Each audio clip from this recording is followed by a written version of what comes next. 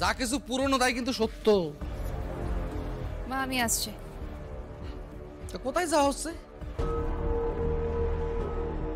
2 গ্রাম পরে একটা medical camp হচ্ছে, সেখানেই যাচ্ছি। আচ্ছা, কি হবে সেখানে গিয়ে? মেডিকেল ক্যাম্পে যা হয় বিনামূল্যে মানুষদের চিকিৎসা পরিষেবা দেওয়া হয়, এখানেও তাই হবে। পরিষেবা? চিকিৎসার পরিষেবা?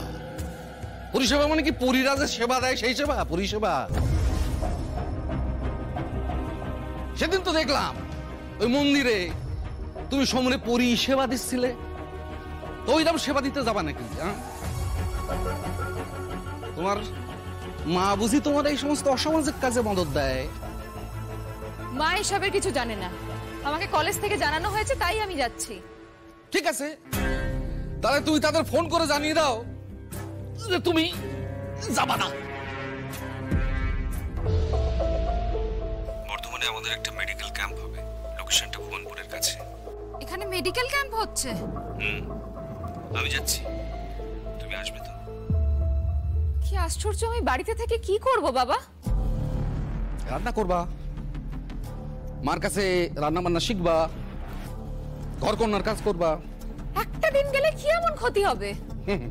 ক্ষতি আছে।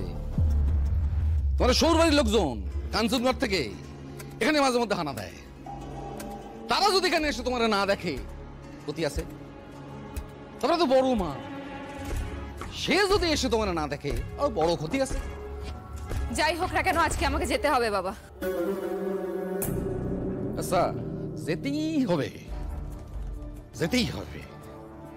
তাই এবারে কি নতুন নিয়ম হলো যে আমার পারমিশন না নিয়ে তুমি যেতে পারো যেখানে খুশি? না, নেই। যার থেকে পারমিশন নেওয়ার আমি তার থেকে নিয়ে নিয়েছি।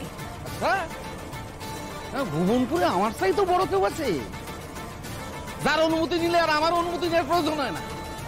দেখে বড় মা, আমি বড় মার থেকে পারমিশন নিয়েছি।